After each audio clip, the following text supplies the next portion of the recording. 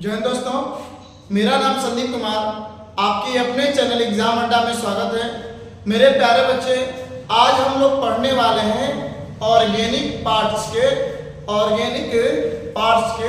एक नया चैप्टर है जिसका नाम है aldehyde, ketone and carboxylic acid.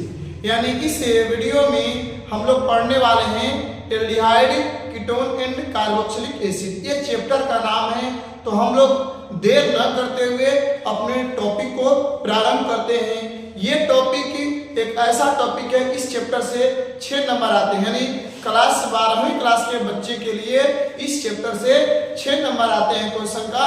तो आप लोग से मैं रिक्वेस्ट करूंगा कि आप लोग वीडियो के अंत तक बने रहेंगे और पूरे आनंद के साथ इसमें कुछ चीज पढ़ेंगे, जिसमें हम लोग आज के सेशन में पढ़ने वाले हैं कार्बोनिल समूह, उसके बाद पढ़ेंगे कार्बोनिल यौगिक, उसके बाद पढ़ेंगे कार्बोनिल कार्बन, उसके बाद पढ़ेंगे कार्बोनिल ऑक्सीजन, उसके बाद पढ़ेंगे एल्डिहाइड, उसके बाद पढ़ेंगे कीटोन, उसके बाद पढ़ेंगे कार्बोक्सिलिक एसिड। यानी इस वीडियो में जितना हम सारे नाम लिए हैं सब खत्म हो जाएगा।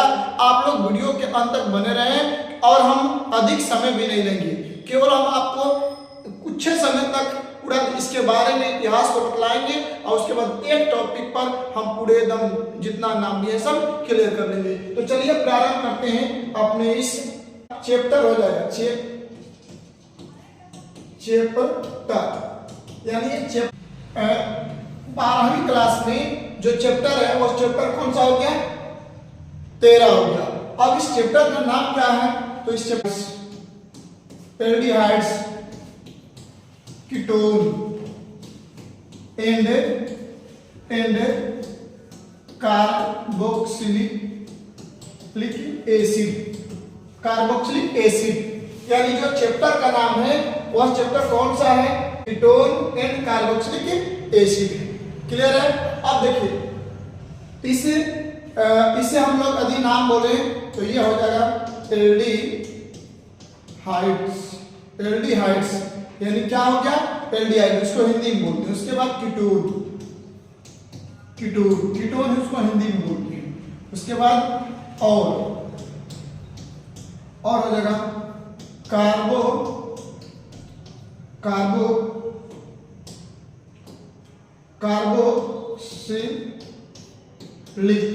कार्बोक्सिलिक यानी ये चैप्टर हो जाएगा।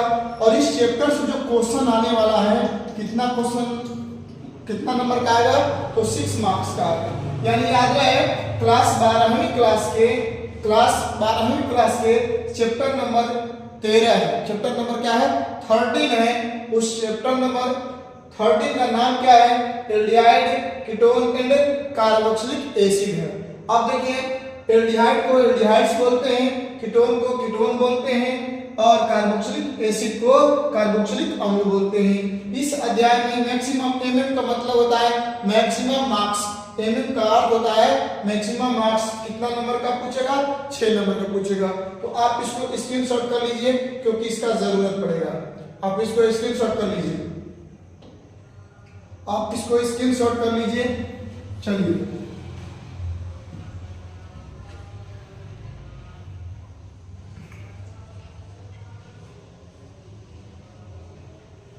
ठीक है। अब हम लोग बात करेंगे इस अध्याय में पढ़ना क्या है। इस अध्याय में पढ़ना क्या है उस चीज को हम यहाँ पर बतलाएंगे, व्याख्या करेंगे। हम इसको बेहतर तरीका से समझाएंगे। तो हमारे कहने का तात्पर्य केवल और केवल यह है कि आज के टॉपिक में क्या पढ़ना है उस टॉपिक को हम यहाँ पर लिख दे रहे। ठीक है। तो सबसे पहले नंबर हम लोग पढ़ेंगे हम लोग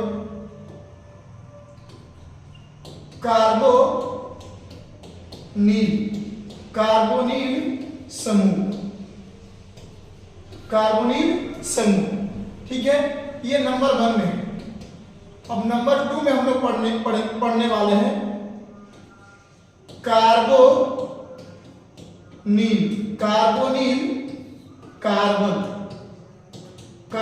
कार्बन। नंबर 3 में हम लोग समझने वाले हैं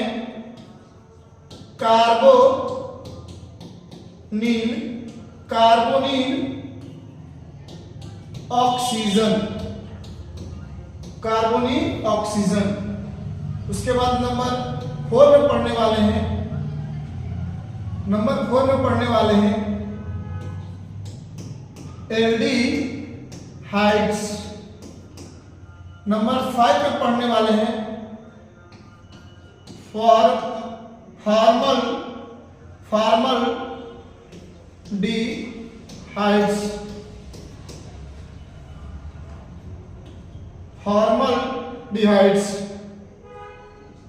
फॉर्मलडिहाइड्स। और नंबर 6 में पढ़ने वाला है कीटोन्स। क्या पढ़ने वाले हैं? कीटोन्स। समय मिलेगा तो और इसको हम आगे बढ़ा देंगे, ठीक है। तो आज के इस वीडियो में आपको कार्बोनिल समूह, जिसको कार्बोनिल ग्रुप बोलते हैं इंग्लिश में, कार्बोनिल कार्बन को कार्बोनिल कार्बन बोलते हैं और कार्बोनिल ऑक्सीजन को कार्बोनिल ऑक्सीजन ही बोलते हैं। उसके बाद एल्डिहाइड्स को एल्डिहाइड बोलते हैं, फॉर्मलडिहाइड्स को फॉर्मलडिहाइड्स बोलते हैं, कीटोन को कीटोन बोलते हैं। तो आज की इस वीडियो में इन 6 को हम बताने का प्रयास करेंगे और यदि समय मिलेगा तो हम लोग और भी आगे बढ़ेंगे, ठीक है। तो सबसे पहले नंबर हम आपको बात करेंगे कि जो इस चैप्टर का नाम दिया गया है, क्या नाम दिया गया है? एल्डिहाइड, कीटोन और कार्बोक्सिलिक एसिड। तो इस अध्याय का मतलब ये होता है एल्डिहाइड, कीटोन और कार्बोक्सिलिक एसिड। इस अध्याय में अर्थात एल्डिहाइड, कीटोन और कार्बोक्सिलिक एसिड में कार्बन और ऑक्सीजन के बीच डबल बॉन्ड का अध्ययन किया जाता है। याद रहे हम क्या बोल रहे हैं? हम बोल रहे हैं कि इस अध्याय में, मतलब कि किस अध्याय की बात हो रहा है? एल्डिहाइड, कीटोन और कार्बोक्सिलिक एसिड की बात हो रहा है। तो इस अध्याय में हम कार्बन और ऑक्सीजन के बीच डबल बॉन्ड का अध्ययन करते हैं। यानी हमारे कहने का तात्पर्य यह है कि यदि कार्बन की बात करेंगे और ऑक्सीजन की बात करेंगे तो इनके बीच में क्या होगा? डबल बॉन्ड होगा। क्या होगा? डबल बॉन्ड होगा। और देखिए अब थोड़ा सा हम और इसको विस्तृत, तो आपको जहां तक जानकारी होगा कि कार्बन का एटॉमिक नंबर 6 होता है। यदि इसका इलेक्ट्रॉनिक कॉन्फ़िगरेशन निकालेगा तो 2 और 4, यानी इसके आउटर मोस्ट शेल में कितने इलेक्ट्रॉन है? 4 इलेक्ट्रॉन है। मतलब कि कार्बन के बाह्यतम कक्ष में कितने इलेक्ट्रॉन है? 4 इलेक्ट्रॉन है। यानी हम कह सकते हैं कि कार्बन की जो वैलेंसी होगी, वो कितना होगी? 4 होगी। तो अब कार्बन की वैलेंसी 4, तो इसका मतलब कि कार्बन के पास 4 बॉन्ड बनेंगे। जितना उसका वैलेंसी, यानी अधातु नॉन मेटल का जो वैलेंसी होता है, जो संयोजकता होता है, उतना ही उसका बॉन्ड उसको चाहिए। मतलब उसको संतुष्ट होने के लिए उतना ही बॉन्ड चाहिए। जैसे हमारे कहने का तात्पर्य है कि कार्बन की वैलेंसी कितना हुआ? 4। इसलिए इस कार्बन को किसी भी स्थिति में 4 बॉन्ड चाहिए। आप उसको किसी भी रूप में व्यक्त कर दीजिए, या आप इसको इस तरह व्यक्त कर दीजिए या इसको आप इस तरह व्यक्त कर दीजिए, लेकिन किसी भी स्थिति में एक कार्बन को 4 बॉन्ड की आवश्यकता होती है, ठीक है।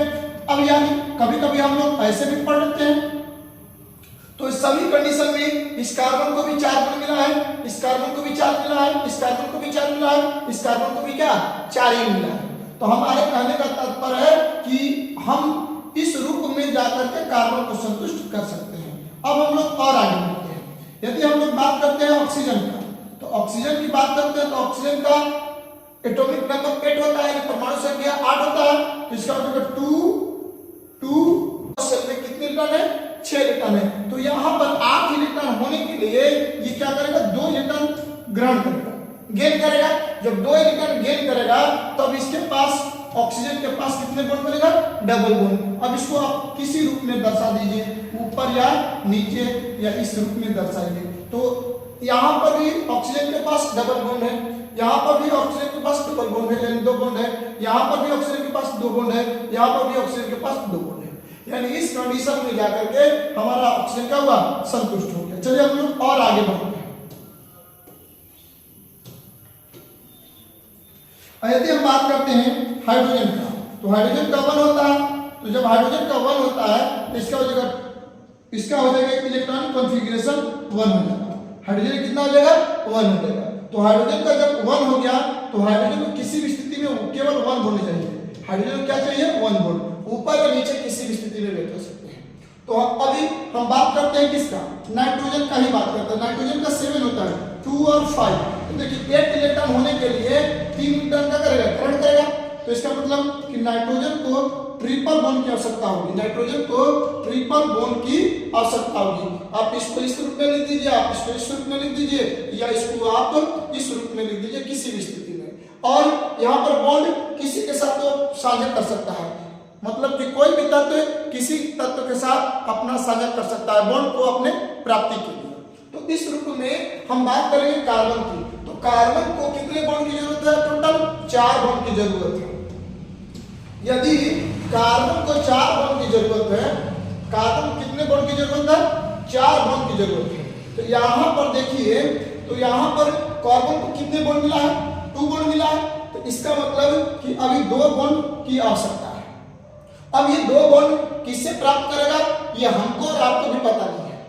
हम तो यहाँ पर मन करेगा तो Br भी लगा सकते हैं, Cl भी लगा सकते हैं, I भी लगा सकते हैं, मेथिल एथिल प्रोपिल भी लगा सकते हैं, या एरिल समूह लगा सकते हैं, एल्किल समूह लगा सकते हैं, तमाम तरह का सब कुछ भी लगा सकते हैं।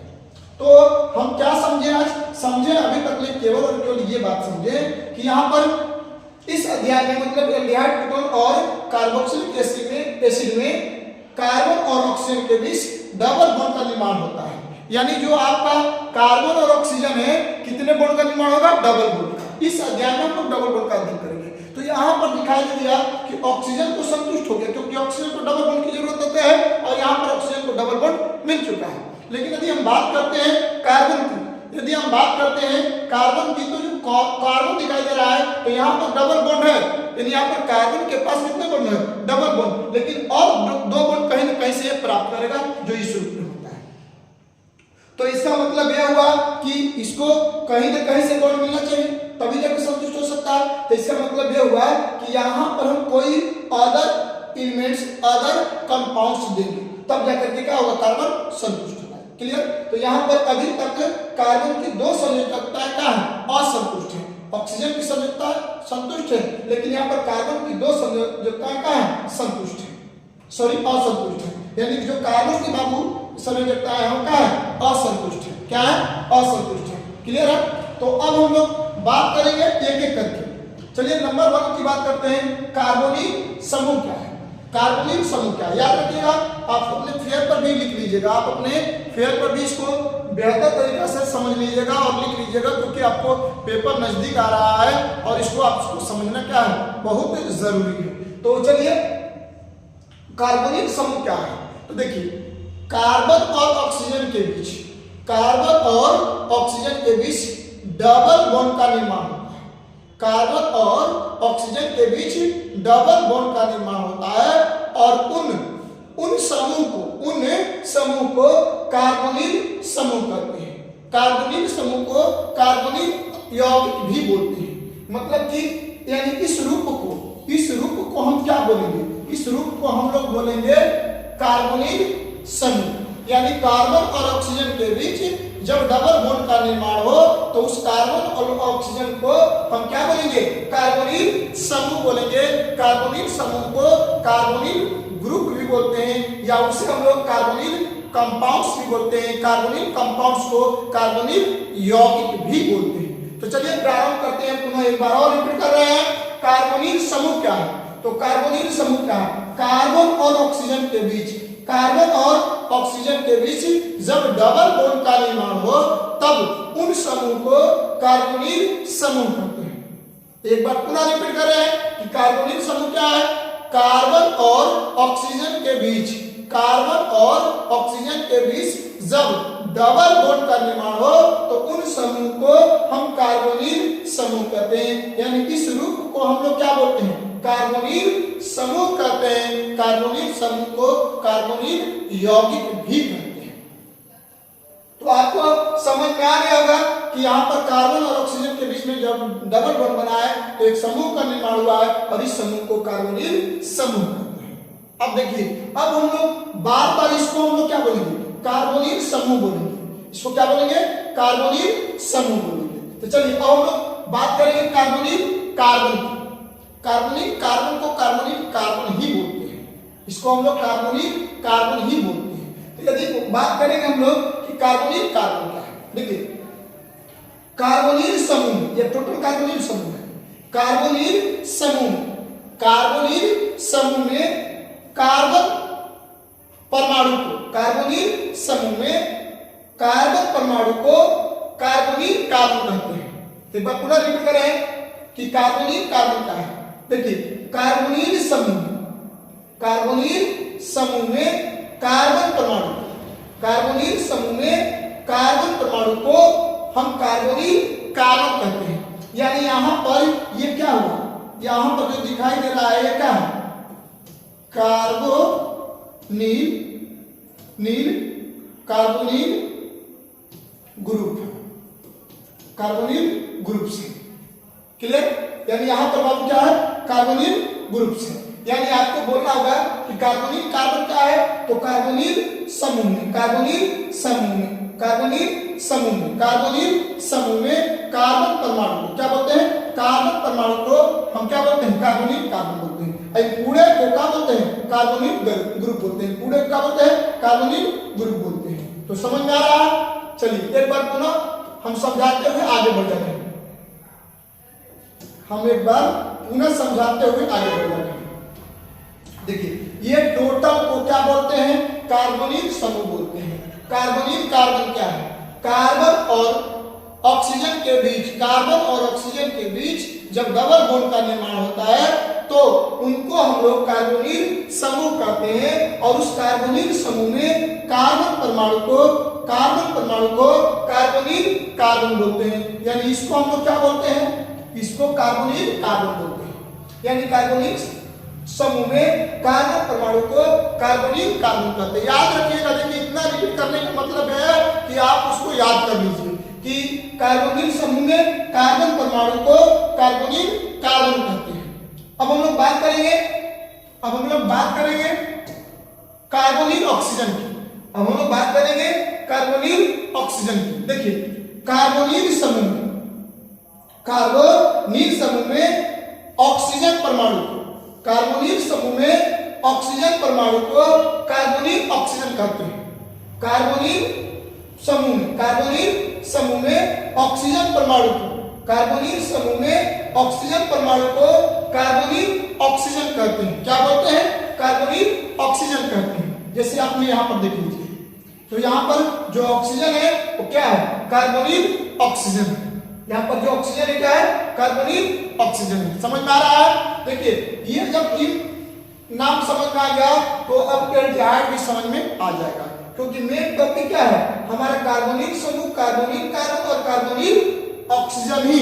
तो एक बार पुनः रिपीट कर रहे हैं, कार्बन और ऑक्सीजन के बीच जब डबल बॉन्ड का निर्माण होता है तो उन समूह को हम लोग कार्बोनिल समूह कहते हैं। कार्बोनिल समूह में कार्बन परमाणु को कार्बोनिल कार्बन कहते हैं। कार्बोनिल ऑक्सीजन की बात करें तो कार्बन और ऑक्सीजन को संयुक्त रूप से कार्बोनिल समूह कहते हैं, और उसमें जो ऑक्सीजन होता है उसे कार्बोनिल ऑक्सीजन कहते हैं। क्लियर। अब चलिए हम प्रारंभ करते हैं एल्डिहाइड। अब बात क्या करेंगे बाबू, एल्डिहाइड।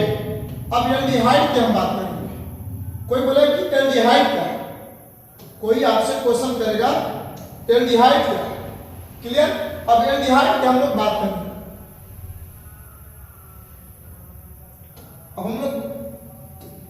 अब हम लोग बात करेंगे, तो देखिए एल्डिहाइड कार्बोनिल समूह, कार्बोनिल समूह, कार्बोनिल समूह में कार्बन परमाणु की दोनों संयोजकता, कार्बोनिल समूह में, कार्बोनिल समूह में कार्बन परमाणु की दोनों संयोजकता, दोनों संयोजकता में एक संयोजकता एल्कील या एरिल से, एक संयोजकता एल्कील, एल्कील या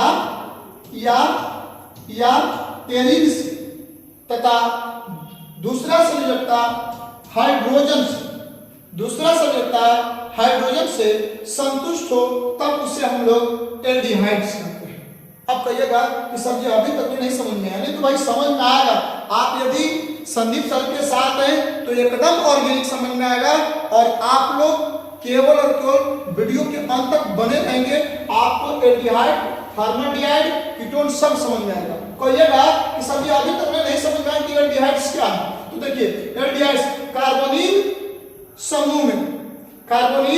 समूह में कार्बन परमाणु की दोनों संयोजकता में एक संयोजकता है एल्कीन या एरिन से तथा दूसरा संयोजकता हाइड्रोजन से संतुष्ट हो, तब उसे हम लोग एल्डिहाइड्स कहते हैं। क्या बोलते हैं? एल्डिहाइड्स कहते हैं। क्या बोलते हैं? एल्डिहाइड्स कहते हैं। माता बाबू समझ आ रहा है? तो हमारे कहने का तात्पर्य बेटा यह है कि मतलब यहाँ पर जो कार्बन दिखाई दे रहा है तो कार्बन की दो संयोजकताएं क्या है? असंतुष्ट है। तो उसमें से एक संयोजकता का हाइड्रोजन से संतुष्ट होगा क्लियर, मतलब एक जगह हमारा हाइड्रोजन लगेगा ही लगेगा, लेकिन जो दूसरा संयोजकता है एल्कीन होता है या तो एरिन होगा। तो एल्कीन समूह में क्या होता है? एल्कीन समूह में CH3 होगा, C2H5 होगा, C3H7 होगा, C4H9 होगा, etc। मतलब जो फॉर्मूला CnH2n प्लस 1 का उपयोग करता है उसे हम लोग क्या बोलते हैं?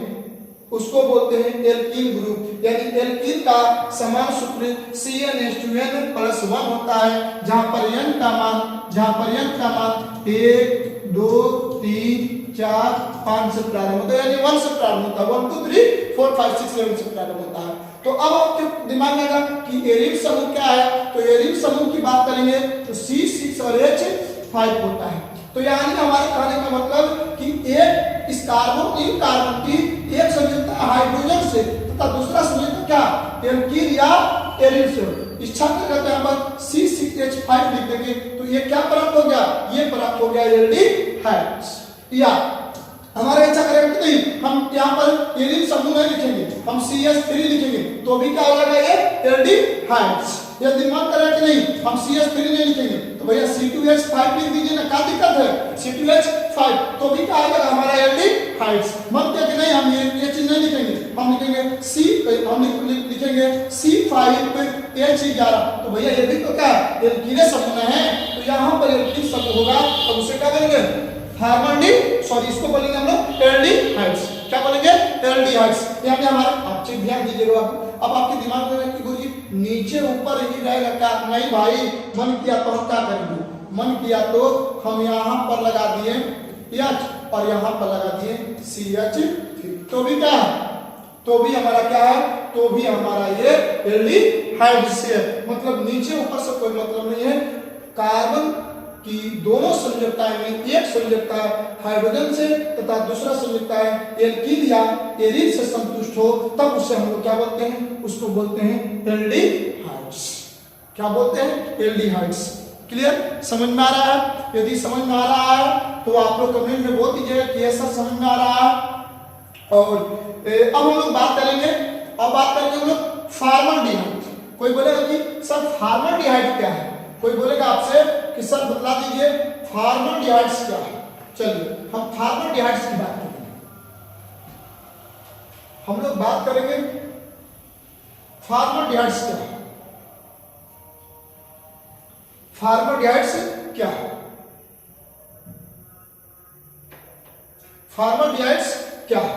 तो देखिए फॉर्मल्डिहाइड्स की हम बात करते हैं, क्या करते हैं? फॉर्मल्डिहाइड्स की बात करते हैं तो हमारा कार्बन और ऑक्सीजन के बीच में तो डबल बॉन्ड बनेगा और यहाँ पर कार्बन की दो संयोजकता क्या है? असंतुष्ट है। तो हम लोग को पढ़ना क्या है? फॉर्मल्डिहाइड्स। अभी कहेंगे क्या है? फॉर्मल्डिहाइड्स। देखिए फॉर्मल्डिहाइड्स एल्डिहाइड्स का एक अपवाद है। फॉर्मलडिहाइड एल्डिहाइड का एक अपवाद है जिसमें कार्बोनिल कार्बन की दोनों संयोजकताएं हाइड्रोजन से ही संतुष्ट हो। क्या हो? हाइड्रोजन से ही संतुष्ट हो। यानी हमारे कहने का तात्पर्य है कि यदि कोई बोलेगा कि आप फॉर्मलडिहाइड को समझाइए कि फॉर्मलडिहाइड क्या है, फॉर्मलडिहाइड क्या है, तो देखिए कार्बोनिल समूह में कार्बन परमाणु की दोनों संयोजकताएं हाइड्रोजन से ही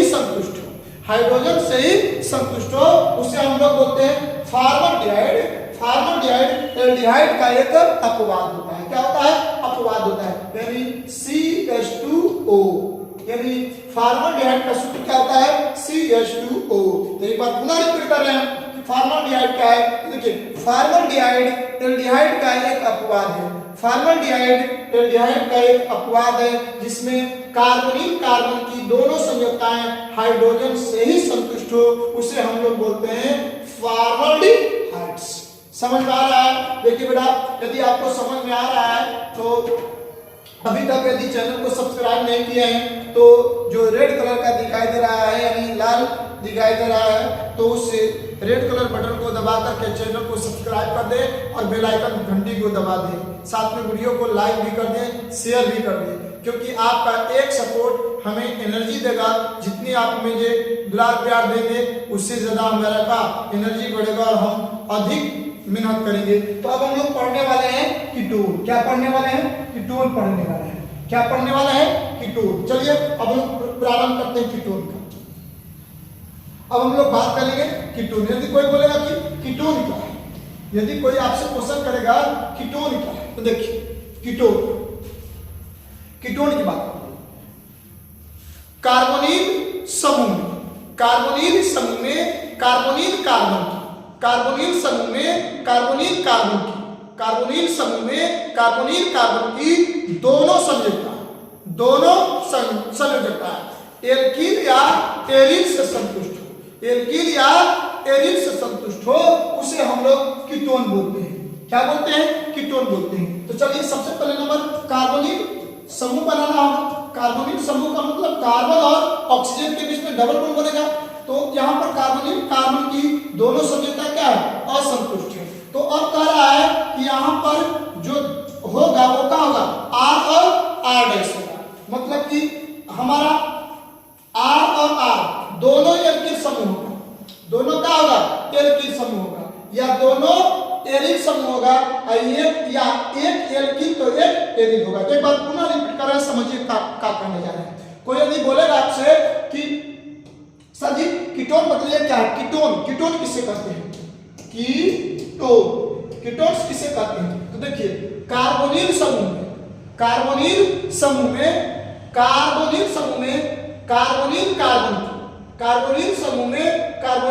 कार्बन की दोनों संयोजकता एल्किल से या एरिल से संतुष्ट हो, उसे हम लोग कीटोन बोलते हैं। क्या बोलते हैं? कीटोन बोलते हैं। क्लियर? क्या बोलते हैं? कीटोन बोलते हैं।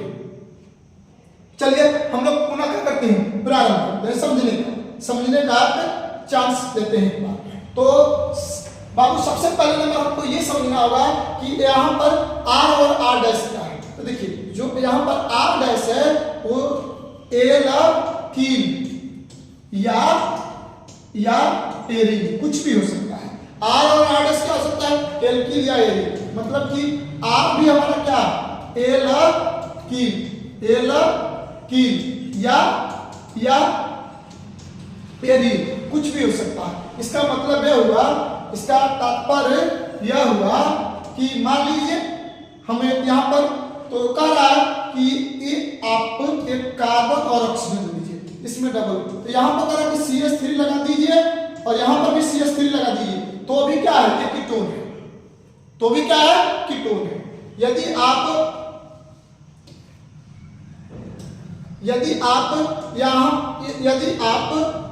यहाँ पर C6H5 एरिल समूह लगा दिए, तो भी क्या है? कीटोन है। यदि आपका इच्छा है कि नहीं सर, C डबल बॉन्ड नहीं सर, यहाँ पर एक को CH3 लगा दीजिए और एक को C6H5 लगा दीजिए, तो भी क्या? तो भी ये कीटोन है। मतलब एक एल्किल होगा एक एरिल होगा तो भी कीटोन होगा, दोनों एल्किल होगा तो भी कीटोन होगा, या दोनों एरिल होगा तो भी कीटोन होगा। नीचे ऊपर से कोई मतलब नहीं है। समझ में आ रहा है? तो इस तरह का करके हमारा क्या प्राप्त होता है? कार्बनिक समूह, carbonyl carbon, carbonyl oxygen, aldehyde, formaldehyde, ketone और आपका फॉर्मल्डिहाइड और कीटोन। तो एक बार पुनः रिपीट कर रहे हैं। टोटल को हम कार्बोनिल समूह किसे कहते हैं? देखिए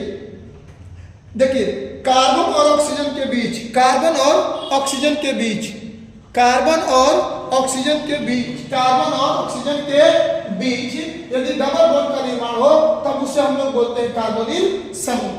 ठीक है, अब हम बात करेंगे कार्बोनिल कार्बन की। तो कार्बोनिल समूह में कार्बन परमाणु को कार्बोनिल कार्बन कहते हैं। कार्बोनिल ऑक्सीजन की बात करेंगे तो कार्बोनिल समूह में ऑक्सीजन परमाणु को कार्बोनिल ऑक्सीजन कहते हैं। और यदि एल्डिहाइड की बात करेंगे तो कार्बोनिल समूह में कार्बोनिल कार्बन की दोनों संयोजकता में एक संयोजकता एल्कीन या एरिक से संतुष्ट हो उसे हम लोग एल्डिहाइड कहते हैं। यदि फॉर्मल्डिहाइड की बात करें तो फॉर्मल्डिहाइड एल्डिहाइड का एक अपवाद होता है जिसमें कार्बोनिल कार्बन की दोनों संयोजकताएं हाइड्रोजन से ही संतुष्ट होता है। यदि हम बात करेंगे कीटोन का तो कीटोन के लिए यदि बात करेंगे हम लोग तो कीटोन कार्बोनिल समूह में कार्बन परमाणु की दोनों संयोजकताएं एल्कीन या एरिन से संतुष्ट हो उसे हम लोग कीटोन बोलते हैं। समझ में आ रहा है? चलिए हम लोग प्रारंभ करते हैं, आगे बढ़ते हैं। अब आप लोग को और प्रक्रिया को हम आगे ले जा रहे हैं। ठीक है, और यदि अभी तक चैनल को सब्सक्राइब नहीं किए हैं भाई तो चैनल को क्या करें, सब्सक्राइब करें, बेल आइकन घंटी को दबाएं और साथ में शेयर भी करें क्योंकि आपका एक सपोर्ट हमें एनर्जी देगा। ठीक है, तो चलिए अब प्रारंभ करते हैं। अब हम लोग थोड़ा सा स्टेप को और आगे बढ़ाते हैं। क्या स्टेप बढ़ाते हैं? हम लोग बात करते हैं एल्डिहाइड का। एल्डिहाइड्स तो एल्डिहाइड का क्रियात्मक समूह CHO होता है, दिख रहा है? चलिए तो अब हम लोग बात करेंगे व्हाइट ले रहे हैं। ठीक है, व्हाइट कलर ले रहे हैं। तो यदि आपसे क्वेश्चन कोई करे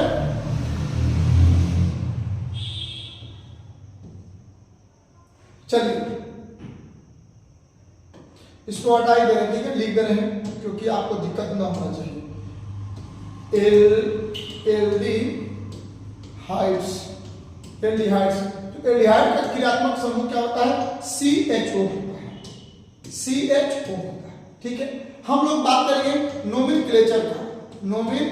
नोमेनक्लेचर यानी किसका नोमेनक्लेचर? एल्डिहाइड का। तो एल्डिहाइड के लिए कुछ नहीं करते हैं,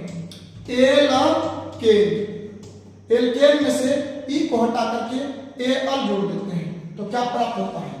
तब जाकर हमको क्या प्राप्त होता है?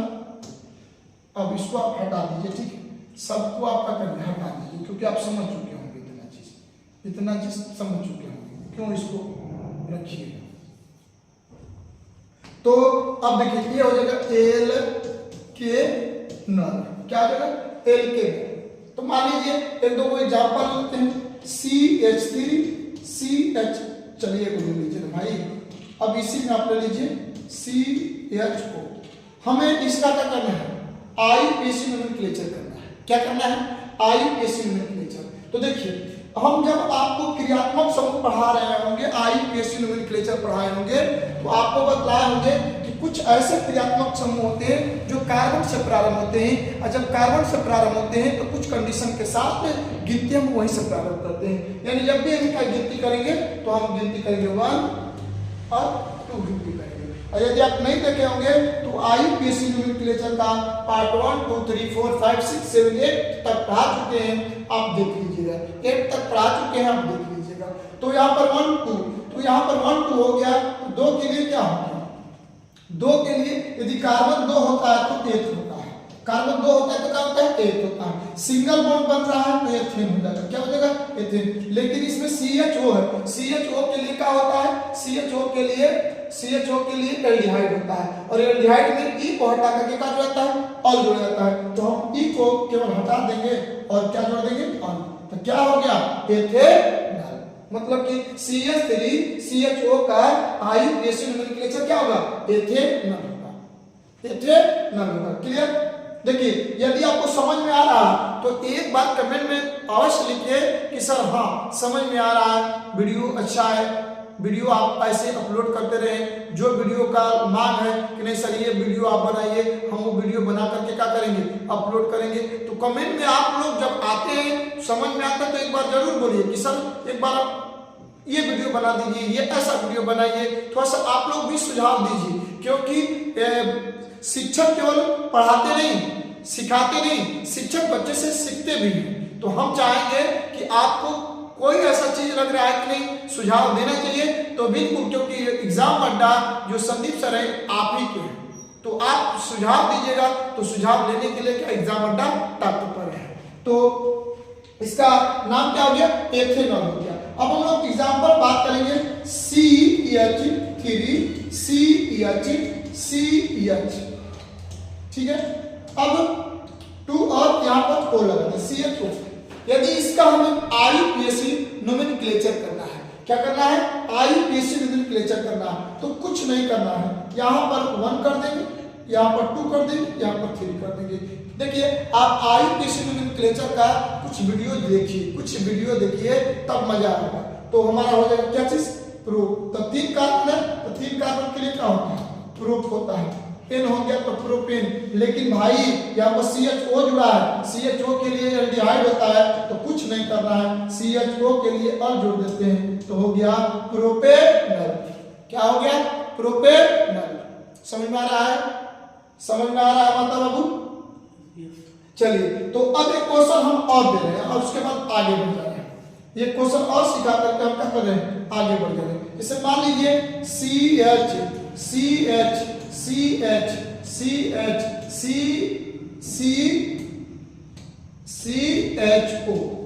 2 और 3, इसका हमें IUPAC नोमेनक्लेचर करना है। क्या करना है, IUPAC नोमेनक्लेचर करना है। तो भाई कुछ नहीं करना है, बस क्या करना है, यहाँ पर 1 लेंगे, 2 लेंगे, 3 लेंगे, 4 लेंगे और 5 लेंगे। तो 5 है ना, तो 5 के लिए पेंट होता है, पेन हो गया तो पेन हो गया। इसमें से हम E हटाएंगे और E हटा के Al जोड़ देंगे, तो हो गया पेंटेनल। क्या हो गया, पेंटेनल। ये क्वेश्चन हम दे रहे हैं बनाने के लिए, तो आप बनाइए और कमेंट में जरूर बोलिएगा, कमेंट में। इसको स्क्रीनशॉट करना है तो कर सकते हैं।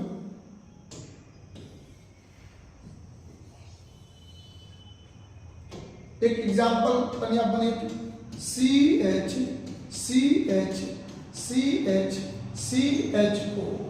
2 3, इसका IUPAC नोमेनक्लेचर करके बतला दीजिएगा। आपको इसका IUPAC नोमेनक्लेचर करके बतला दीजिएगा, ठीक है। चलिए बना दीजिएगा। चलिए हम आगे बढ़ते हैं, स्क्रीनशॉट कर लीजिएगा आप लोग। अब बाबू हम लोग बात करते हैं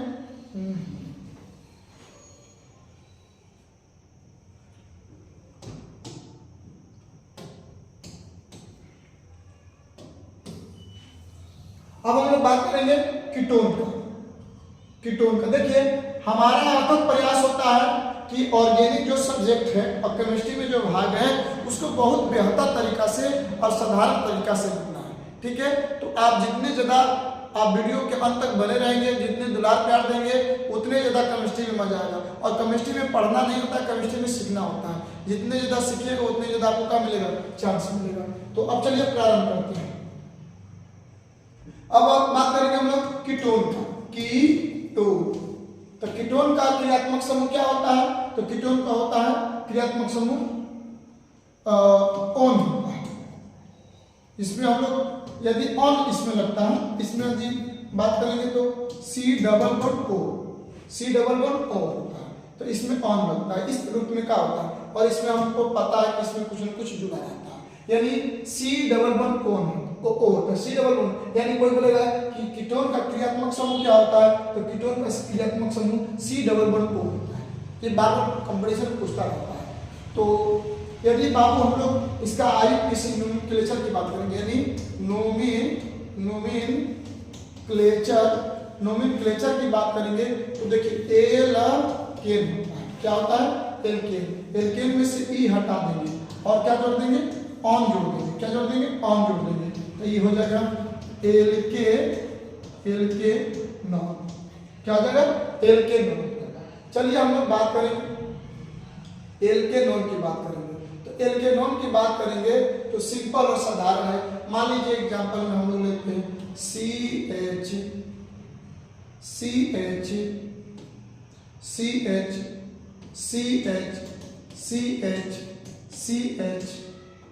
CO उसके बाद हो जाएगा CH 3 2 2 2 3। इसका हमें IUPAC नोमेनक्लेचर करना है, कुछ नहीं करना है, केवल और केवल क्या करना है, यहाँ पर केवल और केवल ये नामकरण पहले करेंगे तो हम गिनती उधर से करते हैं जिधर से क्रियात्मक समूह को न्यूनतम अंक मिले। तो यहाँ पर हो जाएगा 1 2 3 4 5 6। ठीक है, अब देखिए, अब यहाँ पर हम लोग को करना होगा तो हिंदी में भी लिख दे रहे हैं हेक्से हेक्से हेक्से, इसको हम लोग बोल सकते हैं हेक्से नौ हेक्से हेक्से नौ। तो अब देखिए 2 पर है तो लिख देंगे 2 हेक्से नौ। क्या बोल देंगे 2 हेक्से नौ, यानी इसको हिंदी में इंग्लिश में लिखना है 2 हेक्से नौ। ये बाबू रुक जाओ तो नॉन हो जाएगा बाबू, हिंदी में लिखोगे तो हेक्से नॉन हो जाएगा, नॉन नॉन क्या हो जाएगा हेक्से नौ, यानी 2 हेक्से नौ हो जाएगा। क्या हो जाएगा 2 हेक्से नौ हो जाएगा। चलिए अब आगे बढ़ते हैं।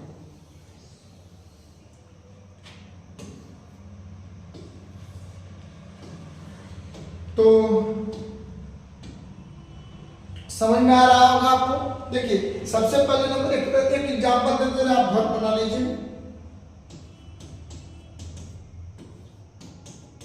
इसको आप बना लीजिए और बनाकर कमेंट कर दीजिएगा। ठीक है, इसको कमेंट कर दीजिएगा। तो आज का वीडियो आपको कैसा लगा एक बार कमेंट में जरूर बोलिएगा। हमें जहां तक मुझे विश्वास है कि आज का वीडियो आपको बहुत ही मस्त लगा होगा, क्योंकि आप यदि वीडियो के अंत तक बने होंगे तो जितना नाम आपको बोर्ड पर दिखाई दे रहा है सब समझ में आ चुका होगा। तो यदि अभी तक चैनल को सब्सक्राइब नहीं किया है तो चैनल को सब्सक्राइब कर बेल आइकन घंटी को दबाएं और इस वीडियो को अपने स्टेटस पर भी एक बार लगा सकते हैं। धन्यवाद।